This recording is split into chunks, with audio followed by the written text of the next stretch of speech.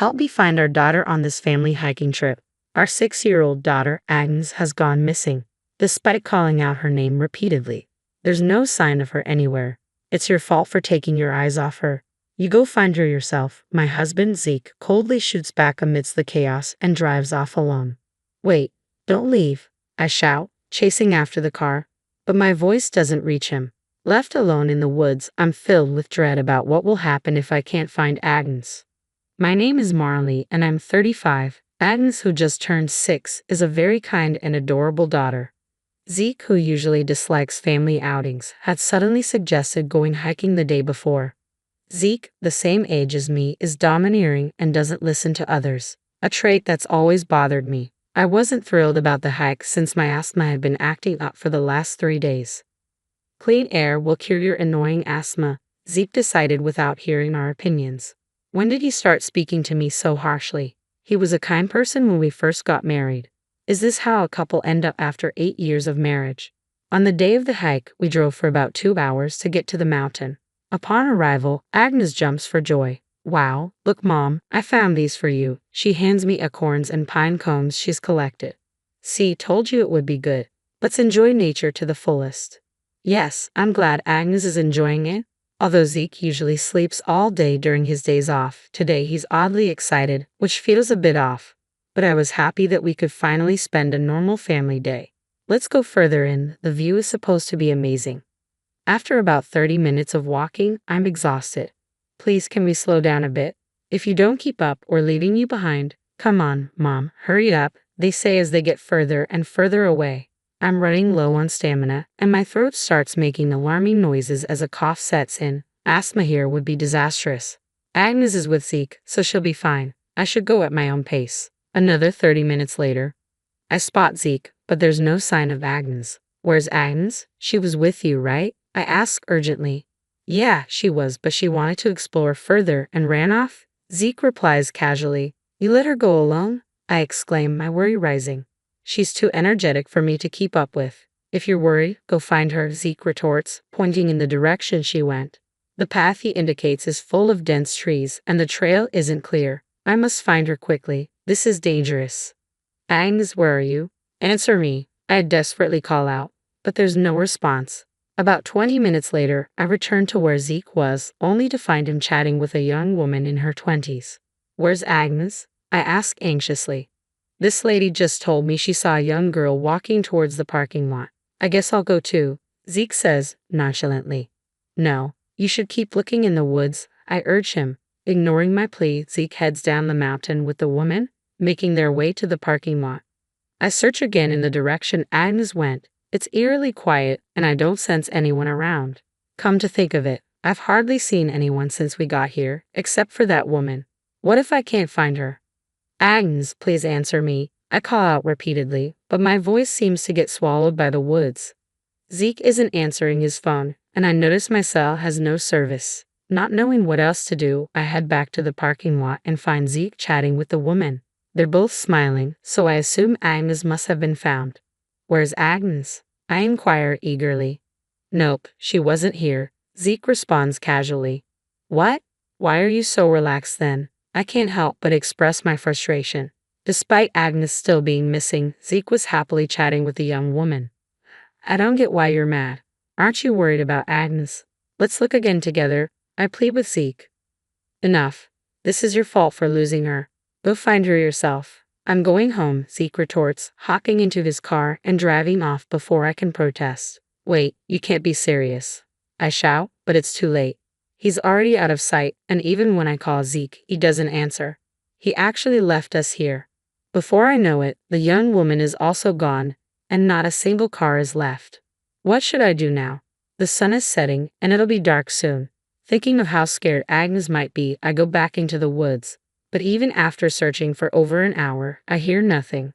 The wheezing coming from the back of my throat is also getting stronger. I'm finding it hard to breathe. It's pointless looking alone. Finally, it hits me that I should call the police, but I can't get a signal.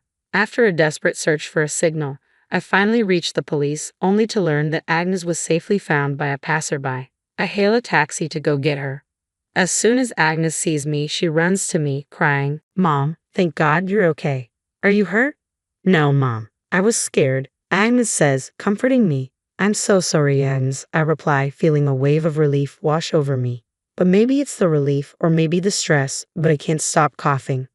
Agnes gently rubs my back. Mom, are you okay? Don't worry, we'll go to the hospital right away. I thank the police officer and we head to a nearby hospital for my asthma treatment. Luckily, it's not severe and I start feeling better after using the inhaler. But then, Agnes drops a bombshell. Mom, one of Dad's friends told me about a place full of beautiful flowers. I was with her, and the next thing I knew, I was alone. Wait, you didn't go exploring in the woods? I asked, alarmed. No, I wouldn't do that. Do you remember what this woman with Dad looked like? Agnes pulled out her toy camera and showed me a picture she'd taken. It was of a young woman Zeke had been with earlier, and they were snuggled up, clearly more than just friends. Could he be cheating? The shock made me feel dizzy and I crouched down right there. Mom, are you okay?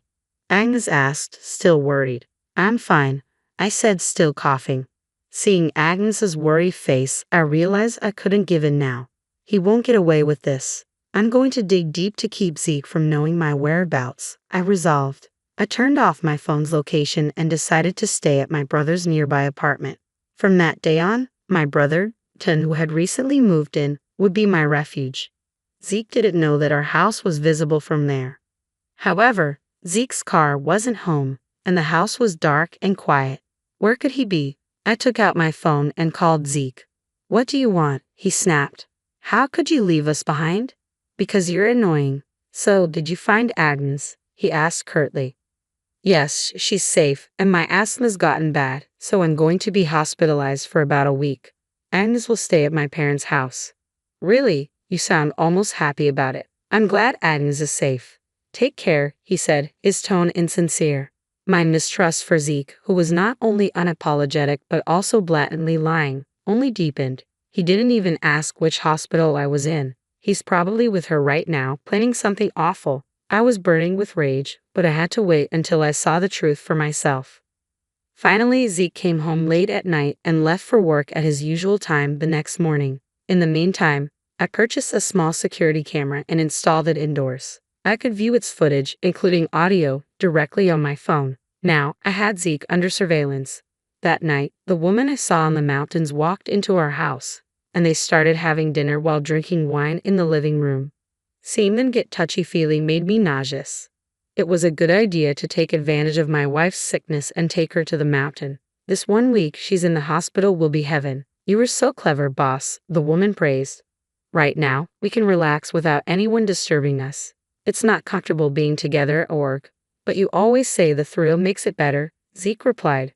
True to his words, it seems his affair partner is a subordinate at his workplace. They even seem to be doing something suspicious at work. I can't believe this. Absolutely unforgivable. They were laughing happily, hugging each other. Now is my chance to catch them in the act. I left my brother's house quietly and approached mine. Confirming they were in the middle of it all, I started recording on my phone. Then I opened the door with a loud noise. Well, aren't we lively? I said coldly. Why are you here? You're supposed to be in the hospital. Zeke stuttered, caught off guard. Ow, ow, ow, the woman cried out. They couldn't even separate. Helpless, pathetic. Please call an ambulance, I urged. Sirens wailed and a crowd gathered outside our home because Zeke and the woman were screaming so loudly. Covered only with bedsheets, they were loaded into the ambulance as his wife. I followed them to the hospital, and not long after arriving and receiving medical attention, Zeke and his mistress were released. The doctor said they were free to go, so the two of them were shivering on a hospital bench, wrapped only in sheets as they had no clothes. This was just pathetic. When did you get out of the hospital? I was never admitted in the first place, Zeke admitted. I've been keeping tabs on you, you know. What? How? He asked, bewildered. From my brother's new apartment. It has a clear view of our house, I explained, feeling a mix of exhaustion and frustration. I sighed and handed them hospital pajamas I borrowed from the nurse's station. I couldn't bear to watch their disgrace any longer. They hurriedly put on the pajamas. So, how long has this been going on? I demanded. You got it all wrong. She just came to drop off some work documents. Zeke insisted. Oh, really? I retorted, showing Zeke the picture Agnes took. This is you. You left Agnes alone in the mountains just to get cozy with her, didn't you? That's not true. She was gone when I realized it. Zeke tried to play dumb, but I wasn't buying it. I replayed the conversation I heard between them in the living room. Both Zeke and the woman were clearly shaken. Still going to deny it? I asked, my anger simmering. Well, about that. I can't believe you waited for me to be away to meet up with her. What's wrong with you? I snapped, feeling a mix of betrayal and hurt. Look who's talking. You're the one spying on me, Zeke countered, trying to deflect blame. Can you say that after leaving our sick child and me alone in the mountains? I retorted, feeling my patience wearing thin. Seeing Zeke's lack of remorse, I could feel my feelings for him dwindling away. I'll never forgive you for putting Agnes in danger. Let's get a divorce. Divorce? Why? Zeke asked, taken aback. How can you even ask that? If you're so well matched with her, then just go be with her, I retorted, glaring at the woman sitting next to me. She glared back, attempting to intertwine her arm with Zeke's. However, Zeke shook off her arm and grabbed my hand. I was just messing around with her. I never intended to ruin our family, and to be honest, it was painful and awful.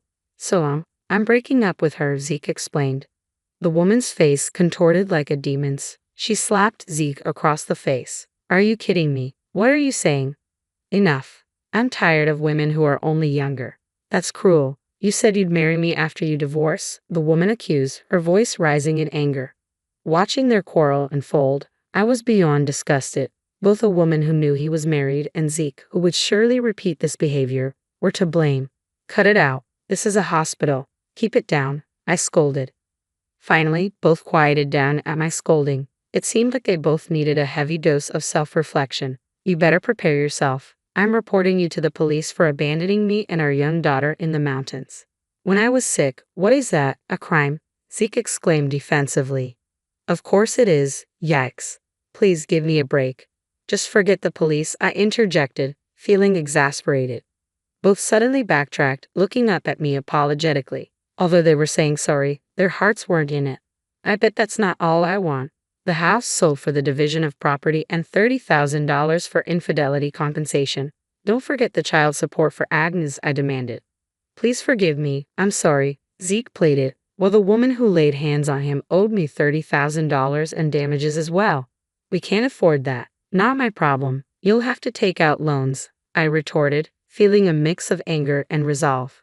Oh God, if you've learned anything, stay away from men with families. Got it? Please rethink this. Zeke suddenly bowed down to the floor in apology, and the woman hastily followed suit. What is there to rethink now? I looked down on both of them with disdain. No way. I'll inform your company about this as well. Goodbye. This is the worst. I left Zeke and his affair partner yelling and immediately went to the police to file a report. Soon after, they were both arrested for abandonment charges related to me and my daughter Agnes. According to my lawyer, it's going to be a pretty serious offense for them. Zeke and his mistress lost their jobs as a result. I finalized the divorce and made them pay the affair settlement and child support in one lump sum. With the money from selling our house, I was even able to get a settlement from the mistress paid from her severance package. As I was considering moving out of the apartment, Tan, who had been so helpful, said, I worry about you and Agnes living on your own. Why don't you stay here with me? Taking him up on his kind offer, now happily spending each day with my loving daughter and beloved brother. Perhaps because my stress has gone down, my asthma attacks have also stopped, and I'm feeling great now.